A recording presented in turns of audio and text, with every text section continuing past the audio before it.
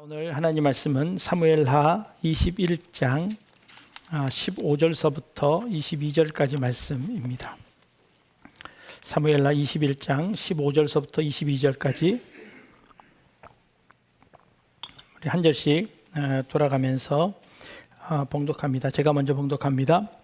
블레셋 사람이 다시 이스라엘을 치거늘 다윗이 그의 부하들과 함께 내려가서 블레셋 사람과 싸우더니 다윗이 피곤하매 거인족의 아들 중에 무게가 300세겔 되는 노창을 들고 세 칼을 짠 이스비브 노비 다윗을 죽이려 함으로 수르야의 아들 아비새가 다윗을 도와 그 블레셋 사람을 쳐 죽이니 그때에 다윗의 추종자들이 그에게 맹세하여 이르되 왕은 다시 우리와 함께 전장에 나가지 마옵소서 이스라엘의 등불이 꺼지지 말게 하옵소서 하니라.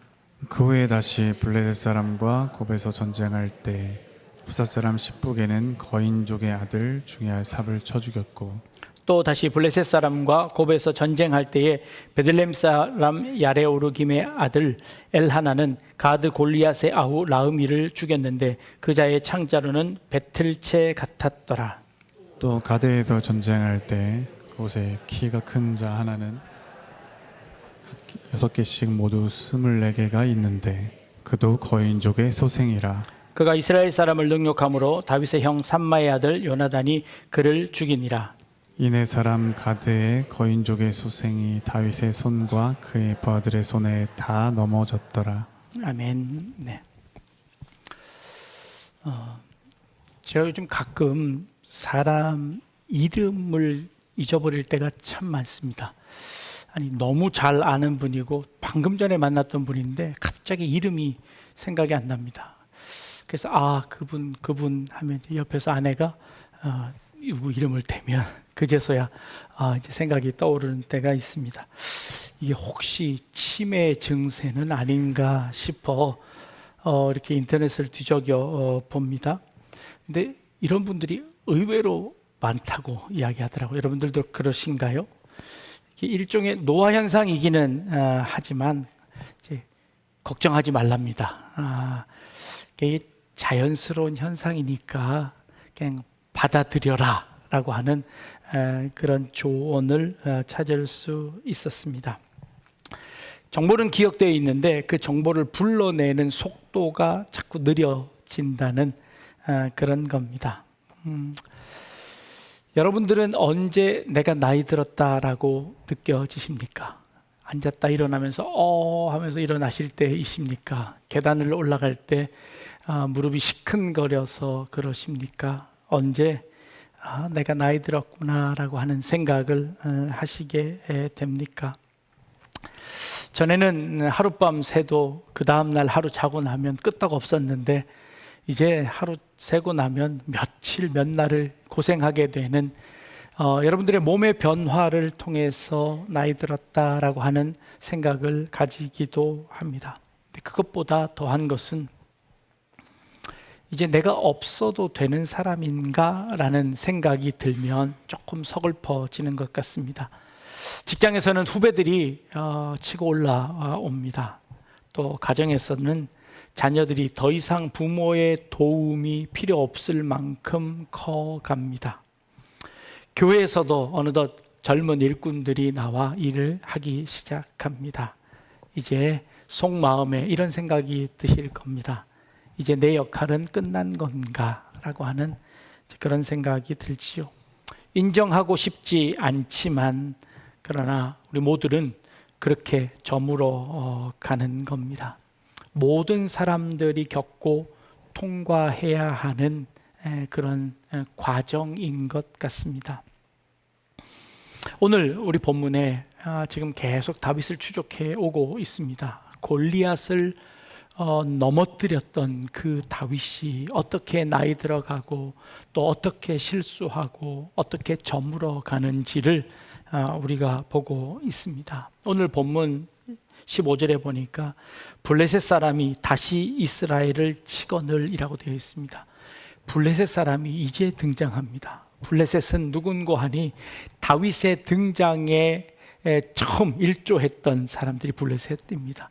블레셋의 골리앗이 이스라엘 사람들을 쳐들어와 이스라엘의 하나님을 능욕할 그때 다윗이 하나님의 이름을 힘입어 물맷돌을 들고 가 그 골리앗을 죽이고, 그리고 그 블레셋을 완전히 초토화시킨 이후에 다윗은 군대 장관이 되었고, 또 그 힘을 빌어 다윗은 결국 이스라엘의 왕이 될 수 있었던 바로 그 대적이 블레셋이었습니다.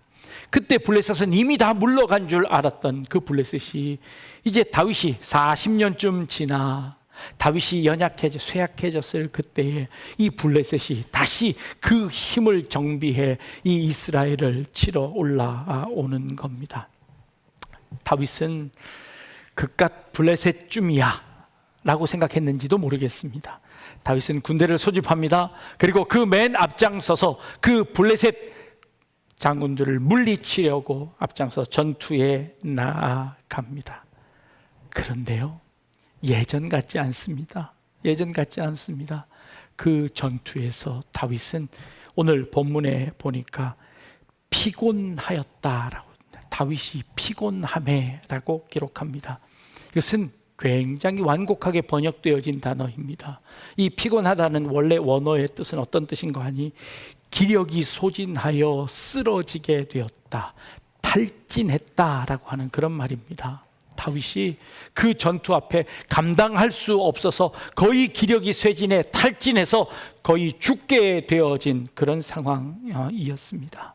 그런데 그때 마침 본문은 이렇게 이야기합니다. 다윗의 부하 중 스루야의 아들 아비새가 다윗을 도와 그 블레셋 사람을 쳐 죽이니라고 기록합니다. 우리 인생을 살면서 거의 큰 문제들이 그저 한 번만 지나가는 것이 아닙니다. 우리 인생에 여러 차례 어려움들이 옵니다. 예전에는 내가 그 어려움을 단번에 이겨냈다면, 때로는 나의 연약함을 통하여 그 어려움이 내게 버겁게 다가올 때가 있다는 것을 인정하는 겁니다. 한 번으로 끝나는 것이 아니라 여러 차례 우리에게 어려움이 올 뿐만 아니라 세대를 거치면서 그 어려움은 여전히 존재하는 것을 봅니다.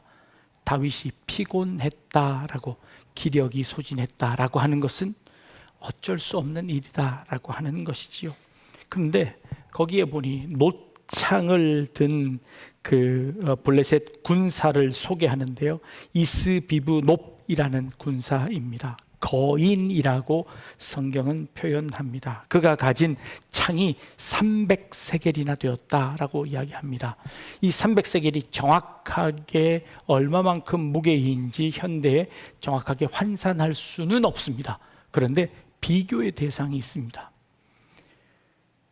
골리앗이 가지고 있었던 창은 얼마쯤 됐을까요?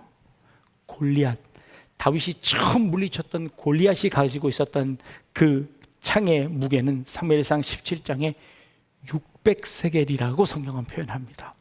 성경은 일부러 지금 이 시간에 이 이스부비노비 가지고 있는 창의 무게가 300세겔이라고 표현합니다. 그럼에도 불구하고 거인입니다. 그러나 다윗이 젊었을 때는 그것보다 배가 되는 그 무기를 들고 왔던 그 골리앗도 단번에 이겼던 다윗이었습니다. 그런데 이제 그 300세겔짜리 들고 왔으니 그거 반만 한 겁니다. 그러니 다윗이 어떻게 생각했을까요? 그 전에 골리앗은 그것보다 더 큰 문제였는데도 불구하고 내가 이겼는데 그거 반만한 문제는 내가 못 이기겠느냐 하고 다윗은 옛날 생각에 그 앞에 달려든 겁니다.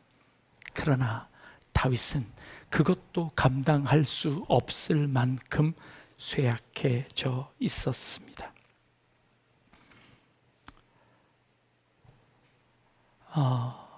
우리 인생을 살아가며 예전에는 내가 거뜬히 해내던 그 문제들, 이제 나에게 버겁게 느껴올 때가 있지 않습니까? 그럴 때 여러분 어떤 생각이 드십니까? 내가 이렇게 저물고 있구나, 내 인생이 이제 쇠약해졌구나. 아닙니다. 이것은 우리 인간이 모두 다 겪게 되는 문제입니다. 죄가 아닙니다. 그러나 그것을 내가 어떻게 받아들이냐 하는 것은 여러분들에게 달려 있습니다. 이 모든 문제를 내가 혼자 해결하고 내가 예전에 아침에 했던 그 방법대로, 내 인생의 아침에 했던 방법대로 해서는 결코 이길 수 없다는 것입니다. 이때 다음 세대인 다윗의 부하들이 나와 이 다윗을 도와줍니다. 수리아의 아들 아비새라고 합니다. 성경학자들은 이 아비새가 다윗의 조카쯤 되었을 것이다 라고 여겨집니다. 그 아비새가 나타나 그 위기에서 다윗을 구해줄 뿐만 아니라 그 블레셋의 거인을 단칼에 쳐서 죽입니다. 그리고 다윗을 구해내는 겁니다. 그리고 나서 이들이 다윗에게 하는 말입니다. 왕이시여, 이제는 전쟁에 나오지 마십시오 라고 하는 겁니다. 자, 여러분 같으면 뭐라고 얘기했을까요? 아니, 힘도 없으신 분이 왜 전쟁에 나와서 앞에 이렇게 걸거칩니까? 아니, 좀 물러나 계시지. 우리한테 좀 다 맡기고 그냥 뒤로 물러가 계시면 되지. 왜 전쟁에 나와서 이렇게 힘들게 우리를 더 고생시키십니까? 화내지 않았습니다. 아비새가 그렇게 대처하지 않았습니다. 이 아비새는 다윗 앞에 와서 정중하게 이렇게 부탁합니다. 왕이시여, 왕은 이제 더 이상 전쟁에 나오지 않으셔도 됩니다. 왕이 우리 곁에 계신 것만으로도 우리에게 힘이 되니 이스라엘의 등불이 꺼지지 않도록 왕의 안위를 돌보십시오. 이게 아비새의 말이었습니다. 다윗을 무시하지 않고 다윗을 면박주지 않고 그 다윗이 쌓아왔던 그 모든 명예를 존중하며 다윗에게 정중히 말하는 겁니다. 이스라엘의 등불이 꺼지지 않도록 왕의 안위를 돌보십시오. 그러면 허드렛 일들은 우리가 감당하겠습니다. 다음 세대가 가져야 하는 겸손은 바로 이런 겸손입니다. 다윗을 세워주고 다윗을 격려하고 그를 부축해서 그 어려움을 이겨내고 그 전쟁터에서 나옵니다. 다윗은 그 다음서부터 전쟁터에 한 번도 나아가지 않습니다. 이 다음 세대의 겸손과 또한 그 말을 듣고 이 다윗이 본인의 이 형편을 인정합니다. 그리고는 그 모든 권한을 후배들에게 다 넘겨주고 그는 뒤에서 지휘관으로 남아 있습니다. 그런 소리 말아라. 내가 옛날에 골리앗을 칠 때 그것보다 2배 되는 사람도 내가 이겼는데 고작 내가 이 사람한테 뒤로 밀릴 것 같으냐? 물러서라. 내가 앞장서겠다. 고집 부리지 않고 다윗은 겸손하게 자신의 자리를 내어줍니다.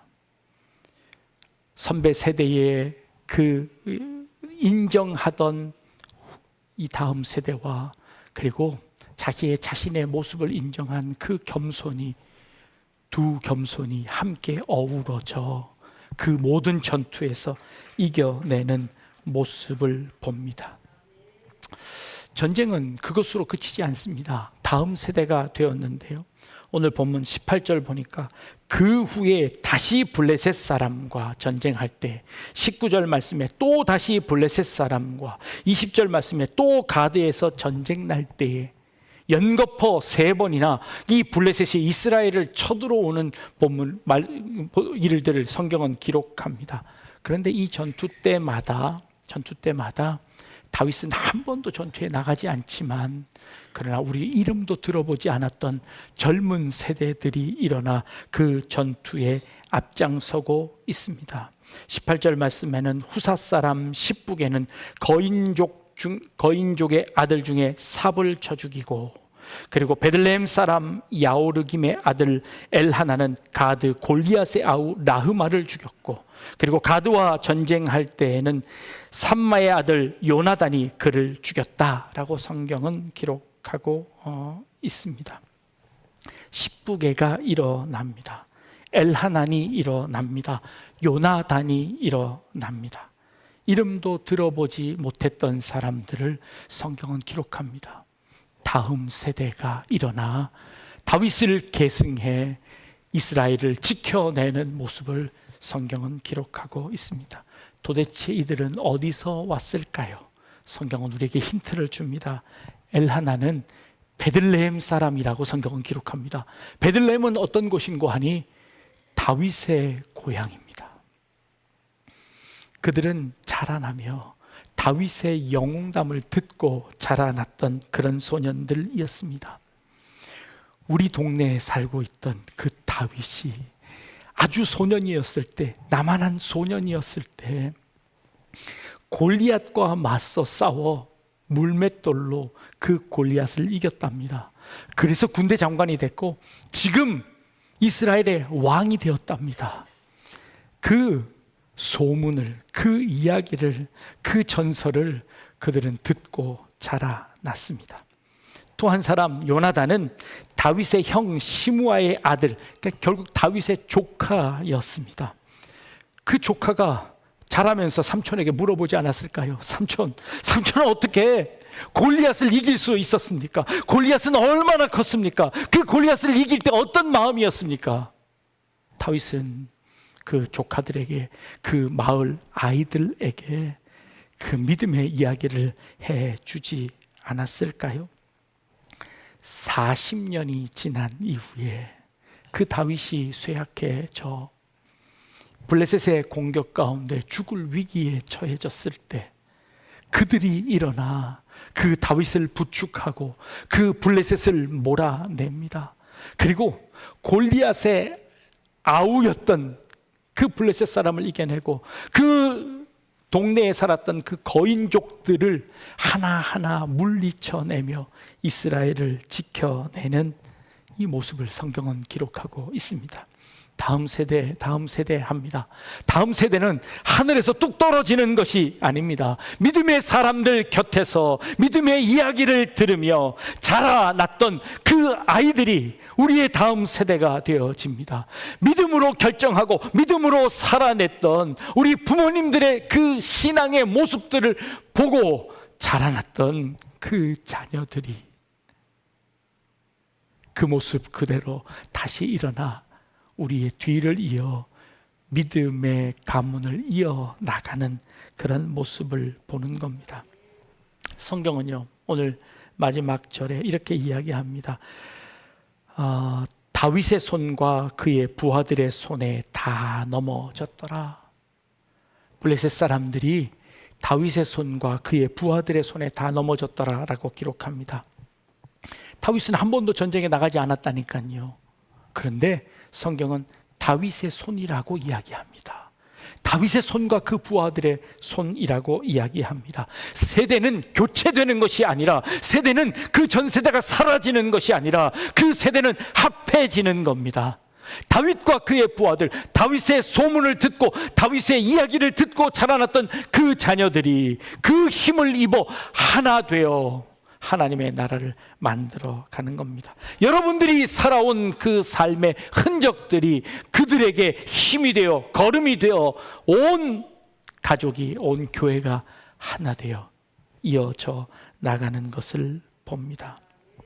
이름도 알지 못했던, 별 볼 일 없었던, 누군지도 몰랐던 저 뒤쪽에 앉아 있었던 어떤 한 젊은 청년이 뛰어나와 우리를 부축하고 이 교회를 이어나가게 될 줄로 믿습니다. 다윗은 저물었습니다. 아비새는 부축했고 십부와 엘하난과 요나단은 일어났습니다. 이게 오늘 본문에서 우리에게 하는 말씀입니다. 그들은 다윗에게 등불이, 이스라엘의 등불이 꺼지지 않도록 왕의 안위를 보존하십시오 라고 이스라엘의 등불이라고 다윗을 인정했습니다. 그런데요, 다윗은 자신이 등불이 아니었다는 것을 알았습니다. 다음 주에 보게 될 22장에 다윗의 승전가라고 기록합니다. 다윗이 이 전쟁에, 모든 전쟁에 승리한 이후에 승리의 노래를 부르는데 그 승전가 가운데 22장 29절 말씀에 여호와여 주는 나의 등불이시니 여호와께서 나의 어둠을 밝히시리이다 라고 기록하고 있습니다. 다윗의 부하들은 다윗에게 등불이라고 했지만 다윗은 자신이 등불이 아니었음을 압니다. 진짜 등불은 하나님이었다고 믿습니다. 그리고 자신은 그 등불을 담은 등잔이었다고 자기 자신을 이해합니다. 그리고 나의 시대가 지나가면 내가 모셨던, 내가 담았던 그 등불을 나의 후대에게 다른 등잔에 옮겨 놓아야 한다는 것을 다윗은 알았습니다.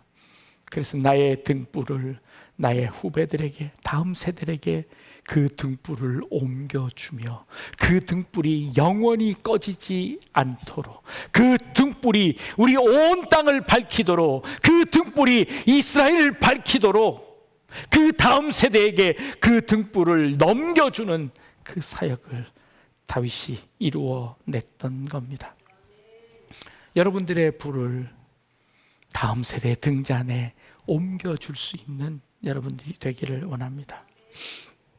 오늘 아침 일부 예배 오면서 예배 전에 일찍 오는데 우리 은퇴하신 장로님 세 분들이 아주 아침 일찍 오셔서 교회 마당을 싹 쓸어 놓으셨습니다. 휴지를 줍고 주차장을 정비하고 여러분들이 걸어 들어오실 그 마당을 쓰는 모습, 그리고 함께 앉아 도닥도닥 얘기 나누시는 모습을 보았습니다. 어쩌면 그 등불, 그 등잔, 마지막 등불을 옮겨주시는 모습이 아닐까, 아주 제 가슴이 아주 뜨거웠습니다. 그분들이 쓸어놓은 그 마당 위에 오늘 청년들이 다 어지럽혀 놓았습니다. 음식하느라고 아주 그냥 난리를 폈습니다. 살아있는 교회의 모습을 봅니다. 수련회를 앞두고 우리 청년들이 어저께 저녁 수업부터 와 김치 부친 게 부치느라고 난리를 했습니다. 몇몇 권사님들이 야 그거 팔아서 얼마 남겠냐, 재료비가 더 들어가겠다 걱정을 하십니다. 괜찮습니다. 어떻게 할지 잘 몰라 서툽니다. 그러나 이 모든 것 우리 다 하며 자라왔던 것들 아닙니까? 우리의 하던 그 모습 보고 그들이 흉내내고 있습니다. 그들이 자라나가고 있습니다. 그들이 또 다른 거인을 만나 헤쳐나가고 있는 모습을 확인합니다. 하나님께서 우리 교회 가운데, 이 나라 가운데 그 젊은이들을 다시 세워 하나님의 나라를 이어나가실 줄로 믿습니다. 그 등불이 꺼지지 않도록 그 우리의 잔 위에 있는 등불을 그들에게 전수하고 다음 세대를 이어나가는 저희들 되기를 원합니다. 우리가 다 떠난 이후에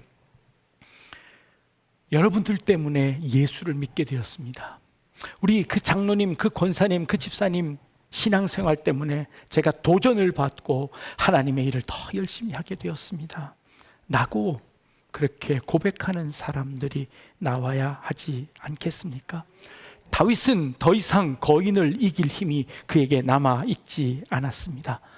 그러나 다윗이 보여주었던 그 무용담이, 다윗이 보여주었던 그 믿음의 흔적들이 다음 세대에게 이어져 그들이 거인들을 넉넉히 이겨내는 모습을 성경은 그려내고 있습니다.